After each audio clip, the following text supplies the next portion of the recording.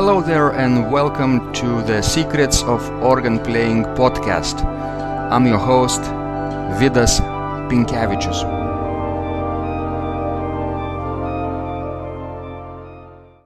Today's guest is Frank Mento, American-born organist and harpsichordist, but currently working and living in Paris. He is the Professor Emeritus of Harpsichord at the Conservatory of the 18th Precinct in Paris and Organist Emeritus at Saint-Jean de Montmartre Church, also in Paris. And he has recently published the 8th volume of his harpsichord method out of projected 10 volumes. And his treatise is especially well suited for organists because organ and harpsichord are very, very closely related. They're like cousins. And in this conversation, Frank teaches us how organists can really benefit from playing harpsichords, harpsichord works and harpsichord exercises. And we will talk about the various skills that also are applicable to the organ from harpsichord, like touch, articulation, fingering, ornamentation, diminutions, and even transposition. So, enjoy this conversation and let's go to the show. So, Frank, I'm so happy that we're doing this conversation. I'm very excited. Thank you so much for your generosity of sharing your insights and experience with us. You're welcome, Vidas. I usually start these conversations with people around the world, from Yes. organ experts and musicologists and organ builders and organists, asking this question, very simple question: how did you became interested in organ and harpsichord, right? Because you are expert in harpsichord as well as in organ. So, what came first, organ or harpsichord for you? The organ came first. Like with many people, a long time ago, I started with the piano when I was 8 years old, and I used to see movies back in the 1950s where they showed where pipe organs were used for the soundtrack, where you even see them. My mother used to take me into churches where there were nice pipe organs, and I was so interested in that. I was eager to learn how to play these instruments. And it was after seeing movies like The Sound of Music or El Cid, with Charlton Heston, there were organs used in the soundtrack, and I was interested in that. And so I started taking my piano teacher, who was a neighborhood piano teacher, had me start taking pipe organ lessons because she was an organist in her church.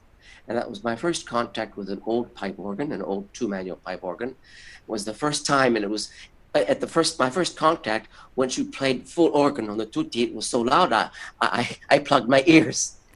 Because I never, and she says, it's not dangerous. Pipe organs won't hurt your ears. It's electronic organs that will hurt your ears when they play loudly, not pipe organs. Yeah. So I gradually became used to the sound. So she started me, and afterwards I became more and more advanced, and I began studying organs seriously when I was 16 years old with the organist at the cathedral in Youngstown, Ohio, in the United States, St. Columba Cathedral. And that's where I first got to play a three-manual instrument. It was a cassavant organ. Afterwards, I went to the conservatory in Youngstown, which is part of the Youngstown State University. It's called the Danish School of Music. And I received my first degree there, a Bachelor of Music. Then I went to further to graduate study with a Master of Music degree at the College Conservatory of Music at the University of Cincinnati in Cincinnati, Ohio, also in the United States. Mm-hmm. But the harpsichord came much later. I started harpsichord when I was about 25 years old because I was working on my doctorate at the Conservatory of Cincinnati. And I had already studied basso continuo with the harpsichord teacher there, Eiji Hashimoto, who had been a student of Ralph Kirkpatrick at Yale. And so after having studied basso continuo with him, I wanted to have a harpsichord minor. So I minored in harpsichord just before going to France. I came to France because we had to do research for our doctoral dissertation, a doctoral thesis. And so I wanted to come to France, and I had forgotten the harpsichord, and I don't know if you could call it a twist of fate or what. I started accompanying chorales, and I had to play the continuo part. And the conductor suggested I study harpsichord again because I wasn't strong enough with figured bass playing or anything. So I started with, he introduced me to Hugues Dreyfus, Uh-huh. who was one of the finest teachers at that time, who had taught many of the leading young French harpsichordists today. So I studied with her, and that was a revelation because I have to say honestly, she's the best teacher I ever had. It's a pity that I didn't get to know her earlier when I started. If I had for organ or something like that, I would have changed my whole outlook on music, on how to prepare a piece and how to analyze a piece and looking for phrasing, articulation, everything. I'd never had a teacher so good as she. Right. So that's why I came to the harpsichord.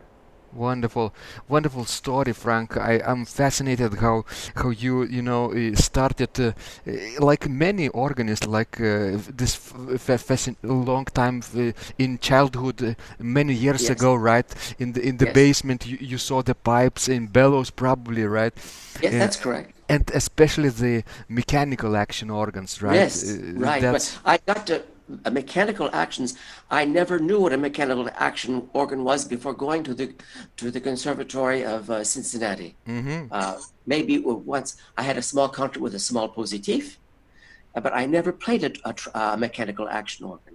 And the first time I played it, I says, "Wow, it's fun." It is fun, yeah. And that's the only kind of organ I prefer, the mechanical action instruments, because you have the direct control, as you know, of the touch. Yes, yes. And Frank, do you think that harpsichord and organ are very closely related, or Yes, they or are. they are Yes, sort of cousins, or they are cousins, but they are very closely related, because 300 years ago, I think you can name all of the composers. They all were harpsichordists and organists at the same time. Bach, Johann Sebastian Bach, you have Handel, you have François Couperin, Louis Couperin. The list is endless. They all, Rameau says in his preface to his harpsichord pieces, what I've said mentioning the harpsichord is equally applied to the organ. But we haven't found any trace of his organ works. Either they were lost, yeah, they were stolen, or destroyed with wars and with the revolutions or whatever, or he just simply improvised. improvised. Yeah, he was a fabulous improviser, as far as Yes, I he know. was, as with many of those composers at that period. Yeah, so we are probably correct in saying that harpsichord should be should be of interest to organists of today as Yes, well, I right? think yes, yes. There's so many similarities. Uh-huh. What can organists gain from practicing harpsichord playing? It's a very sensitive instrument, and even more so, there is, of course, the harpsichord, but Bach suggested that students start with the clavichord first, which Yeah. is much more sensitive. But the harpsichord was very often used. How many pieces are written for organ or harpsichord? It's often interchangeable in the 16th, 17th centuries. Sveding, all of that is either for the harpsichord or the organ. It's the character of the piece that determines whether its sound should convey which might be better for the organ or the harpsichord. Yeah. And which instrument do you feel is a better? Wasn't necessarily original. It could either it was primarily for organ, for house organ, or the harpsichord. Yeah. See, pardon And me. Hello. I was I was saying that which instrument, harpsichord or organ, can provide a better workout for fingers, for example, I in your think the opinion? harpsichord would, because it's a very sensitive touch, Mm-hmm. and if you have a possibility of having access to a clavichord, that's even better. But Yeah. not many. That all depends on the countries. If you have a clavichord available, that's fine. Yeah. Then then you get to the harpsichord and to the organ. What I do is when I play on the harpsichord, I transfer it to the organ. It's essentially the same type of touch. The only difference being that the harpsichord is a stringed instrument and the organ being a wind instrument. True, true. So, do you play also the clavichord as well? Very, very little. I don't have a clavichord, and I don't have easy access to a clavichord. Uh-huh. So I Yeah. just regularly harpsichord and organ. You know, I love clavichord ability to make vibratos, right?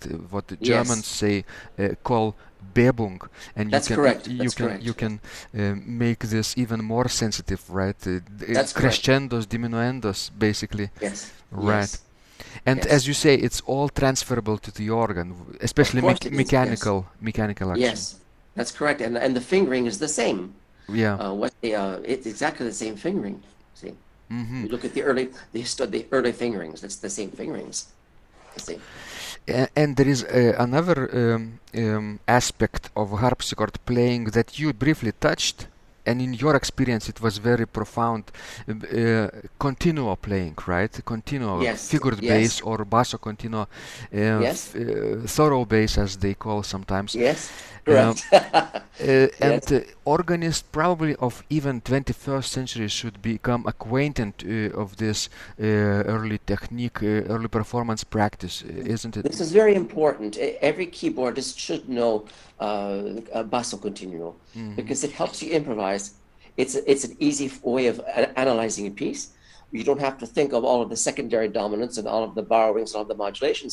You read the bass, see, Yeah, yeah, and yeah. which is an outline, which is a shorthand, and that helps you improvise. And of course, it's indispensable if you want to play the basso continuo parts as they were played from sight, without having any edited version. Yeah, See, yeah. and It's, it's good for the ear, it's good for the brain, it's good for your fingers, and as I said, it helps your improvisation. did you have experiences as the continua player where you performed, for example, from unfamiliar scores, and was it easy for you or not in the beginning, especially? At the beginning, it was a little difficult, but with practice, it comes because we start with easy exercises, Mm-hmm. easy chord progressions, and you develop you get used to to doing this at sight, and Yeah. there are certain formulas that you can use, and this becomes a part of you. Yeah, See, and when you sort of internalize those figures and those correct. That's chords and progressions, you can even apply those in your improvisations, of right? course, of Yeah, course, because it's a harmonic skeleton. It's a schema, it's an outline. See, yeah. It's and like it's like a, a b- it wa- it's like uh, the short form of harmony, right? Before they had that's the correct. harmony That's rules, correct. they had probably continual rules, right? That's First. correct. As you look at a figured bass line, it's an easy form of harmony. You don't have all the modulations indicated. You have all the accidentals indicated. But you get used to that. All you have to know is know the key signature, and to know and you look at everything is calculated from the bass and the harmonic context of the soloist. You see, Hmm. and everything is determined in terms of that. See. Wonderful, wonderful. So I imagine that some people are experienced with continuo playing, some people are not, who are listening to this conversation. I think, can you provide a little bit of guidance how to start these continuo exercises for the beginner? Well, if we start with, first of all, I start with intervals. Hmm. Uh, you put the up from the bass line. You use the left hand plays the bass line. The right hand plays an interval above the bass. For example, a third, it may be a simple or compound interval. The trick is that the right hand must move as least as possible. Once this is mastered, that you can build a, a counter a counter melody with that. We get into triads, okay, where the left hand plays the bass and the right hand doubles the root Hmm. and plays the three voices in the right hand. See, that's the 18th century continual practice, and you learn how to play the what do you call them, triads in root position, common chords in root Yeah. position. Then afterwards you get into the sixth chords, what you call first inversions, the sixth above the bass. You have the root, you have the note in the bass, and the sixth, that means it's a chord of the sixth. And Yeah. gradually you get into the sixth four chords. and you gradually go into the simple suspensions, like the 4/3 suspension, the 7/6 suspension, 9/8, which is all very easy. There are a few tricks to do that by finding that quickly. Yeah. There are a few tricks. Do you think that transposition also plays a big role here? This is Transposition. very good. Transposition is very important for an organist, especially for an organist. A harpsichord too, if you have to transpose things for vocalists and things like that. But it's good for the brain, and it helps you, and it makes you at ease on the keyboard, no matter what the piece you're playing, no matter what style period you're playing. One And of my teachers says that to transpose the piece a half tone up, a half tone down. What I would say to transpose it in all the keys, yeah. if possible. It's very good for you, and it makes you at ease if you're playing in church where you have to transpose, or if you're accompanying a vocalist where you have to transpose a third up or a third down. Yeah. See? Yeah. You should strive to be completely at ease with this type of transposition technique. While we are talking about transposition, what do you think about transposition button on the digital organs, for example? I don't. It's a crutch. Yeah. You know, it's you shouldn't. You should strive not to use it. Many people don't know how to transpose, so it's better to have the button than not to have it. But if you're on an acoustical piano, or if you're on a pipe organ that doesn't have a transposition button, what are you going to do? So you best try to learn how to transpose. It takes time, but the younger you start, the easier it is. What I say is start using a traditional tune. Take a traditional Lithuanian tune or whatever country you're from, and transpose it in all keys by going up a half step. You start in C major, then go C sharp major, D sharp major, or E flat major, E major, F major, until you get all 12 tonalities or 15 tonalities, if you wish. And, Go black and white keys of the first octave, and you have all the tonalities. And you probably suggest not playing the harmony right away, right? Only the melody. Just play the melody. Take a simple line. Yeah. For example, or what is it, Three Blind Mice, or whatever, in any traditional tune that you may know. It's something very easy. Play with both hands at the octave, just the melody, and go up a half tone each time. Mm-hmm. Then gradually, when you feel a bit more secure, play some chords and transpose them by half tone also, some chord progressions. Yeah. Then afterwards, try to transpose some chorales, some 4-voice chorales. And then gradually get into things more difficult. The goal should be to be able to transpose anything you play. Yeah. Even the hardest material, whether it's Vidor, whether it's Vienne, whether it's whatever it is, César Franck, Bach. You should be able to do that because the Brahms, they all knew how to transpose as easily as they breathed. See, yeah. And it's a very good, because I learned this when I was studying piano accompaniment for accompanying opera singers. Opera singers today who work in opera houses, they transpose as though they breathe. Or let's say variety show musicians, they have to transpose for a singer who has a cold. He says, please, I have a cold. Please, could you please take it down a second? And so all the instrumentalists have to transpose in 2 seconds. See? Yeah, yeah. And so it's good for the brain, and it makes you at ease with everything. Wonderful, wonderful. I completely agree that transposition is an essential skill that every organist should strive for, right? Yes, and in many exams, how many certification exams ask that you transpose something? Everyone, every there are sight reading exams, there are transposition exams, improvisation exams, plus the imposed repertoire. Yeah. Even the AGO or Royal College of Organists is at least at the beginning level, the certificate service certificate level, they all require transposition skills. That's correct. And when an organist auditions for a position, they almost always want you to play him and to transpose it. Yeah, that's the sight read it in the tonality, in the key, in the given key, and then the transpose in the key. They tell you. Well, you mentioned that it's best done in at the early age, right? It's much easier because your brain is much younger. But what But to you can do? start it at any age, but it's more difficult Uh-huh. afterwards. But you can, right? If you are, for example, a senior organ Yes, player or organ enthusiast, I would say, yes, you would probably can try it and learn and certainly. improve, I right? started transposition very late because no one told me about it before. Mm-hmm. I started it, and I regret not to have started earlier.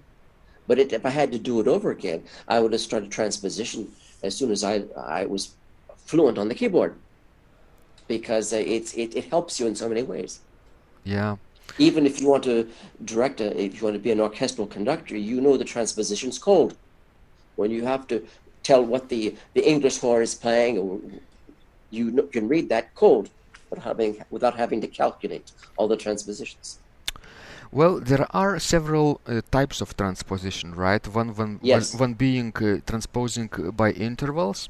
yes, Another is transposing by changing the that's correct. That's clefs, correct. and the third is by changing key signatures. Yes. Which one do you prefer?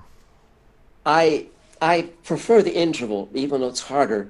But the key, the transposing by clef, creates a lot of problems when you have all of the accidentals when you change. Intervals, it's possible, but it takes longer unless you start at a young age. But the idea is to be able to read the score in the tonality, like for example in D major, and you don't have to worry about key signatures. You calculate the intervals horizontally and vertically. Mm-hmm. It's a question of developing your ear and your touch without looking at the keyboard and calculating the intervals. Here, horizontally, that's a major second. Hey, that's a leap of a perfect fifth, you see. And it's easy to do when you know the piece already, but if you don't know the piece, it does take longer. Clefs have an advantage that you read the organ, that you read the score in the key that you choose to transpose. But the problem is with all of the accidentals that come into place afterwards. I would have a tendency to prefer the intervallic method, but I think you have to use both because both methods have their advantages and their disadvantages. Mm-hmm. And if you get familiar with these different types of clefs, C clefs, Yes, F clefs, right, and yes, even G clefs, that's a correct. couple of them. Especially in the early music, you have all of these clefs. You have the G clef, which is a first line G clef, Yeah, which is and so the curl is on the first line, so that's a G. right. It's the G that corresponds to the G on the second line, and in the G clef, which is the standard second line G clef. Yeah, Plus, it was especially popular in French string that's music, correct. right? Rameau That's and correct. Lully, and the first line was written not for the treble clef, but for the so-called descant Yes, clef that's on correct. G on the And first line. the trick is with the G, the first line G clef, you could pretend it where it was an F clef, a fourth line F clef. Yeah, But the thing is, it's an octave higher. No, 2 octaves higher, but it's a G. yeah. But afterwards, your eye gets used to it, and you've used the intervallic method. You calculate everything in terms of the curl. The same thing with the C clefs. You have the C, which indicates the middle C, no matter what line it is on, and you calculate everything in terms of that C. See, and you read it intervallically, and there's no problem. Wonderful. I think this method is very valuable if you are doing some fugal improvisations or Yes, any sort of improvisation where you have to transpose a theme. that's correct. And the theme being maybe a short melody, right? Yeah, And that's you correct. instead of thinking of various keys, you simply basically try to read the same melody in various clefs, and Yes, that's it. The same that's with correct. counterpoint as well. That's correct. Yes. But it's advanced technique. I wouldn't think that beginners would find it easy to play in all those 10 different clefs right away. Right. No, no, you'd have to start out little by little. Start Little. out with Yeah. First line C clef on suite, then the second line, the third line, fourth line, then the F clef on the third line, or of course the standard fourth line F clef, and the standard G clef on the second line. I found that it takes about 1 month or so of focused clef practice to master one clef. So if you have 10 months ahead of you, so you can master all of them. Yes, I think so. I think so. But use both hands in doing it. This way, the left hand and the right hand are both used to doing it, Yeah, no and matter then what key you use. and then additional challenges, of course, to play in different clefs at the same Yes. time, right? Right hand Yeah. one clef, left hand another clef, and pedal line, of course, maybe has another clef, F clef. That's correct.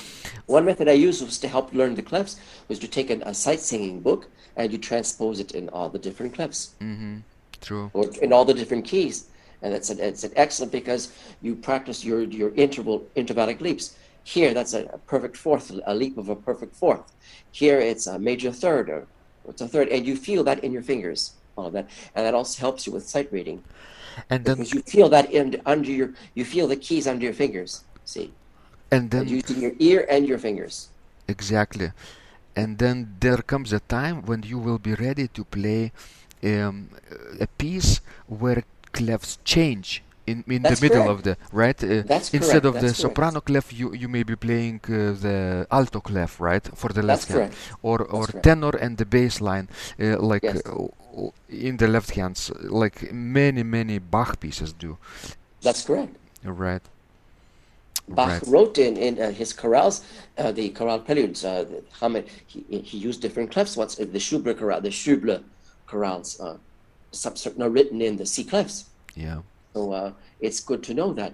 Of course, the modern editions transpose all that into standard G clef, second line G clef, and F fourth line F clef. But if you read the manuscripts, they are all in the C clefs in certain parts. Even Brahms used the alto clef. Exactly, First line, yeah, in when his chorales, organ that's chorales. correct. Because it avoided writing ledger lines. That was Exactly. the reason. So, do you think that these modern editions of organ works and harpsichord works with only two clefs, the treble clef and the bass clef, Yes. provided, are sort of like they rob us of something very In vital? some way, yes, but the Hmm. idea was to make it practical for everybody. Because all depends on what country you live in. In the United States, we use very few C clefs, except in early music. Most people learn just using the standard G clef, treble clef, and the standard bass clef. And it's only later where they learn how to use the third line alto C clef and the fourth line tenor clef to be able to transpose a little bit, to read for the trombones and the cellos and the violas. But I learned all the C clefs too much too late. And I think it's the earlier you start, the better it is. And of course, I am for making music available to everybody. And so I don't want to handicap everybody saying, oh, no, you have to learn how to read the C clefs. Well, this can come afterwards, especially if you read the manuscripts, because the manuscripts are all written in the old clefs. And you have to know how to recognize them and to get your eye used to reading facsimiles. Because especially in the harpsichord, most early musicians prefer to use the facsimile editions now. See? Exactly. But my students were so poor, they didn't even know how to read a single note. They don't know the difference between a quarter note and an eighth note. Well, I wrote everything in modern notation because why bother them with facsimile editions? At a later level, if they're more advanced, of course, you should learn how to read the facsimile editions. Some people prefer it because it's much more warmer. There's something that you feel in there that you don't get into the modern editions. It's something like reading a translation of something in another language. It's best to read it in the original language if you can, because there's something that you feel it, that there's always something lost in the translation. See? Yeah. This handwriting, orthograph, reveals Yes, something there's a of the. beauty. That's correct. There is a beauty in that. It reveals something about the composer's character as well, right? That's correct, as all handwriting does. It's a projection of you. Yeah. As well as your playing is a projection of you. You see, Yeah. someone said your instrument is a projection of you, and your playing is a projection of you, because you're transferring your personality into what you're playing. Absolutely. And you mentioned your students being not being able to read those difficult clefs at the beginning, right? So No, you because they're not adapt. advanced. They came to the harpsichord, they don't even know what it is. Mm-hmm. So we have this kind of, this is our job to make the harpsichord known. You don't And want them to be scared, right? You make it that's easier correct. You and can make it accessible. easy, as the modern piano is. Mm-hmm. See, to make it accessible instead of being considered an instrument for the wealthy. So, how do you start teaching people harpsichord playing? What comes first? What kind of exercises in your Well, method? first of all, they don't know, and I part from this stand. I I assume they don't know anything about music. Mm-hmm. So we start from scratch. We start from the middle of the keyboard, as with certain modern piano methods do, and we use the same fingers in each hand, the thumb and the index, the right hand, thumb and index of the left hand, because it's the same figures, 1 and 2, 1 and 2. And we use until all 5 fingers are learned in contrary motion. Once the 5 fingers are learned in each hand in contrary motion, we add the remaining notes of the C major scale in both hands in contrary motion. Then we go into parallel motion to learn both hands play the same note at an octave. But all this is done by way of coordinating the hands, dialogues between the right hand and the left hand, all linear, because that is very well adapted to the harpsichord, because the easiest harpsichord material doesn't begin that way, because very few people played the harpsichord in comparison to today. They were only the wealthy. So was probably jammed down their throat. All of the music theory was jammed down their throats before they touched a keyboard. Yeah. You see, if you look at the old methods. So I use a modern approach to teach the beginning of the keyboard, the first contact of the keyboard. But as soon as we learn all of the notes of the C major scale, I introduce the early fingerings right away, based on Henry Purcell. See, 1, 2 in contrary motion. Ascending for the right hand, that would be 1, 2, 3, 4, 3, 4, 3, 4. And the left hand descending is the same, 1, 2, 3, 4, 3, 4, 3, 4. Place both thumbs on middle C, and you go in contrary motion. It's the same hand, same fingers, so it's easy for the brain.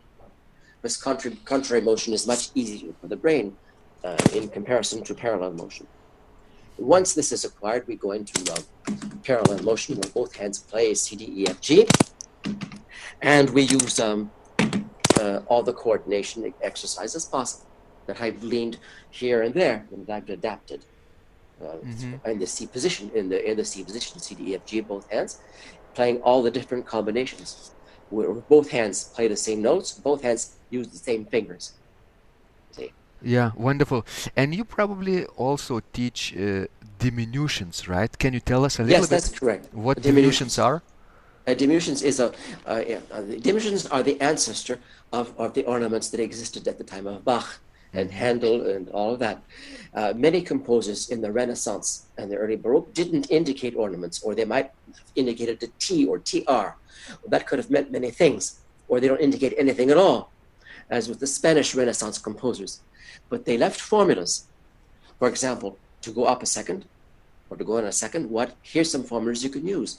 I teach 2 formulas per interval, because that takes a lot of things to memorize. The Ortiz, as if you pronounce it in the Spanish, man, it's Ortiz, Diego Ortiz. He wrote at least over 90 formulas, I think. But it takes a lot of practice to assimilate that. I use 2 formulas for each interval. For example, for the interval ascending, interval descending. And we use simple melodies to incorporate these diminutions, to be used in the later pieces by the English virginists, by John Bull and Dooland, and even by Cabezon, all these composers that used them before Bach. Yeah. Svedink, all these composers, Scheidemann, all these composers Titlouse probably. Necessary. Pardon me? Titlouse also, right? The French yes. early master. Yes, of course, because that was before. That was Louis XIII, and even before. So wonderful. If you master those two figures per interval, Yes, you can elaborate the of written course you can score create your own. enormously. The trick is to start if you the note you want to diminish which, yeah, for example, if it's an E, start with the E and end with the E. Right. The note E, I'm saying that's the trick. If you're going from D, E, F, and the note you want to diminish is the E, or you play the D, answer it E, D, E, and then go to the F. That's the very simplest diminution. Yeah. You see, Passing it's tones. going down. If you want to say, for example, F, E, D, descending, we diminish the E, but you play F, E, F, E, D. It's the contrary of the ascending manner. Wonderful. And this practice of diminutions then later can be incorporated in your own improvisation as well, right? Of course, and this rejoins. This resembles the ornamentation used when you use the ornamentation used by the composers, because the composers, of course, indicated certain ornaments, but they expected you to add your own. To Yeah. add, if there was a trill or a mordant, if there's something there, that was a sign you should add something. Especially at the reprise, where you should have added. They had formula, changing tones. That you can add changing tones. You add passing tones. All of the written ornaments you see in the later ornamentation, the late Baroque, middle and late Baroque, can be improvised. Yeah. Whether they are figured arpeggios, whether they're passing tones, whether they are appoggiatures, all of this can be added as long as it doesn't spoil the piece. It's a matter of taste. Of course. And did you notice that in schools, in music schools, where students learn to play piano, for example, Yes. they play some music of Baroque composers, but often without repeats, right? To make it shorter, and because they don't know what to Yes. do with the repeat. That's correct, or they think it's too long, but the repeat should be respected in most cases. Exactly. Certainly, yes. But if you know how to do diminutions, you could add at the reprise in the repeat, Of course, and that because will be most beautiful. it's the same principles. What can be applied to what is applied to the diminutions can be applied to the later ornamentation, of course. As long as everything harmonizes correctly. You know? Yeah. Even with Mozart and all of that, they all improvised.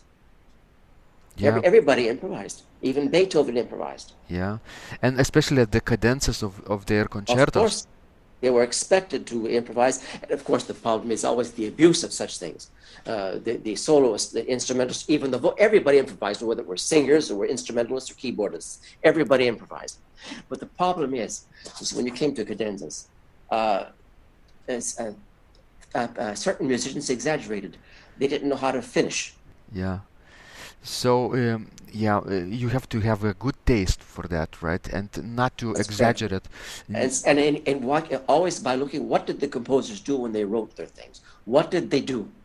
And you copy. You use that, and you copy as long as it harmonizes with the passage you're playing, as it is in the same style as the piece you're playing. Fine, no problem. Yes, wonderful. We're talking about those times which happened about 2, 3, or even more 100 years ago, right? Yes, In that's correct. 21st century, can this language of basically of 300 years ago, Baroque language, can it still be alive in Oh yes, musicians' Look at hands? what happened. Look at what happened in the 1960s with the back to Bach movement. With the Moog synthesizer, there was the famous record switched on Bach, where you've probably heard of this, where they used a synthesizer to play works by Bach that people didn't know anymore.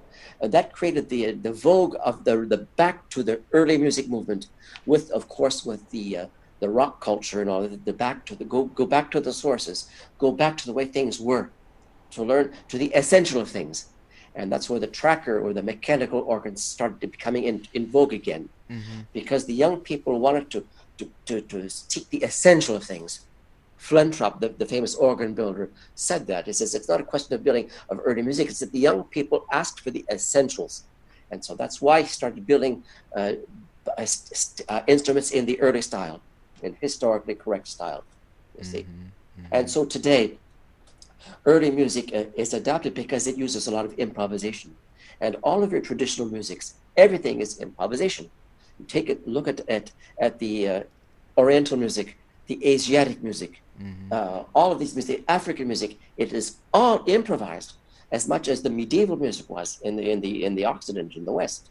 See, and this is good because people, it permits you to become creative instead of just playing what is on the printed page.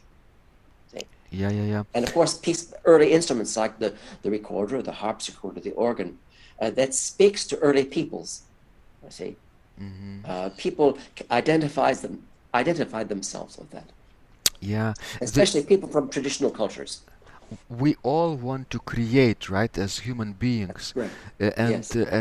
This skill in recreating those techniques that were taught hundreds of years ago enables us to learn a new language, right? That's And correct. speak fluently or more fluently or less fluently, and communicate, especially tell musical stories, perhaps using Yes. these musical means, right? Yes. And I agree. it's very, very satisfying to be able to transmit musical ideas to the listeners as well. So I That's think true. people should not be afraid of improvisation, but I No. think they should You start approach with it. easy things. You start with easy things. The hints that you give in your advice on the internet, well, that's very useful. You start with simple things. Mhm. So thank you so much, Frank. And in your method, I think it's a now eighth volume finished, right? That's correct. There are 8 volumes now. How many? I'm working on the 9th one. Should be coming out, maybe in a month or two. Mhm. And I'm working on the 10th volume now, which will be the last one. The Of last one. course, that's the 10th year of study. So And each volume represents one complete year of study, right? that's correct. You have you study the repertoire, you have the technique, you have the sight reading, basso continuo. You learn how to improvise either by the diminutions or by the later ornamentation method, the Bach, according to the Uh-huh. Bach, Handel, Rameau, and all of these people. It's a similar method, but all of this is treated at the same time. Plus style, performance practice advice also. Wonderful. So in your volumes, you're not only providing dry exercises, but also No, no. excerpts from real music, and also some performance practice Correct. advice, right? And tips how to play Teachings, ornaments, how fingering, right? that's correct. Articulation. Because material is difficult, is sometimes hard to find. You have to look through 10 different books to find all of that stuff. Uh-huh. And it all depends what country you live in. In some countries, scores are very difficult to obtain, Yeah, and they're very costly, they're very expensive. So this is a way of making it more available. You see. exactly. And your teaching, your experience can be spread very wide now, all over the world, right? But I hope so. And that was my goal. Yeah, That was my goal, to make it available for everybody. exactly. That everyone can learn, not saying, oh, no, it's not big. I don't like an elitist approach. It's to make the music available to everyone, just as books are available to everyone. And Frank, with your method of clavecin, of harpsichord playing, I know the approach from the beginning, right, level, learning That's correct. the notes, and after the 10th year, what do you expect people will be able to do with harpsichord Well, after they they should be complete? proficient once they've finished the 10th year. 10 years with an instrument, you've covered practically everything. Everything, then you just keep growing and growing and growing. It never ends. Once you learn an instrument, it never ends. Even the greatest concert artists continue learning in some way or another, because there's always something. It's like opening a door. Once you open a door, it opens another door. It's like it's a never-ending process, to infinity, if you wish. There's always something to learn somewhere, you see. And And once the 10th volume will be finished, I'll be including certain free pieces which are already corresponding to the 10th level, pieces which correspond to a level of an international harpsichord competition, to prepare students for that level. And it's to help the teachers to have a repertoire available. It helps teachers, when teachers ask, what should I give for a student who has studied for 3 years, and you keep looking in exam lists, does this correspond? Well, I've calculated that based on numerous exam lists what is done in different countries. See, and what musicians should know after 3 years of study or 4 years of study, and all of these things correspond. It's to help the teacher to organize, because especially for harpsichord, very little material is available to start. There are methods existing, but they all have they're all missing something. See, most methods start the first 2 pages or 3 pages are easy, but afterwards they get hard. Because the student doesn't have enough technique, doesn't have enough hand coordination to handle that. The first 2 pages, okay, that's all right. But so many of them have this gap. The hand coordination isn't discussed thoroughly. You have to discuss localizing the notes on the keyboard. A C. I asked a student, "What's this note? What's a C?" But where do you find it? If he finds the C an octave too high, that's not the C. The composer wrote it as a middle C. Then it's in the middle of the keyboard. See, that's why there are localizing exercises, which prepare for sight reading afterwards. Exactly. Exactly. So thank you so much, Frank, for You're your welcome. You're welcome. generous insights and teaching today. And could you please tell our listeners how they can find you and your work online? But you look on, you just make a Google, and just look on Google. You simply say in small letters, METHODE dash Clavecin, CLAVECEN.FR, and you automatically come onto the website. You'll see there are 2 flags. There is an English flag and a French flag. So you click on whatever language is best for you, because there's the English version and French version. I'll making sure that I will include this link in the description of this conversation, Frank. Wish you can put before HTTP colon answering 2 slashes. Yeah. And then with what I just said, and you should be able to fall onto it. Even if you just give the link I gave at the first METHOD dash CLAVECEIN.FR, you will automatically come onto the where it's marked on Google, said the complete harpsichord method. Wonderful, wonderful. So am I correct imagining that organists who will try to incorporate your harpsichord method in their organ practice will become more complete organists as well? Of course. And if you look at the situation, look at the fingerings of the early musicians. Keyboard fingerings were interchangeable. Yeah, a long time ago. And if you compare with the 19th century, the 19th century organ, for example, the idea of the 19th century organ was to be like the piano. That was the model for the 19th century. You had the Barker lever for the 19th century instruments, so it could be easier to play, could be a more smooth-like playing. The Barker instrument to imitate the piano touch, the piano touch of that period. You see, so everything is parallel. If you wish, the fingerings follow the period. See, the later fingerings permitted a more legato playing. Right. Okay. Exactly. Whereas the early fingerings produce a natural articulation grouped by pairs. Yeah. Again, thank you so much, Frank. I'm very excited to be able to share your work in our podcast, and I'll make sure I'll direct our listeners to your website, method-clavecin.fr. Thank you very much for asking me to do this. It was a pleasure talking with you this morning. Okay, see you later, and I hope you will continue your wonderful and generous work online in completing those 10 volumes and beyond. I certainly will, and good luck to you also with your excellent work on the organ. Excellent, thank you so much. You're welcome. Have a good day. Bye-bye. If you liked this conversation, I encourage you to visit my blog Secrets of Organ Playing at organduo.lt, where you will find lots of insights, practical advice, and training for every area of organ playing. You can subscribe to this blog for free to get your daily dose of inspiration and to be the first to know when any of my future podcasts roll out. I hope to help you reach your dreams in organ playing. I'm Vidas Pinkevicius. Thanks for listening, and I'll catch you online. really soon.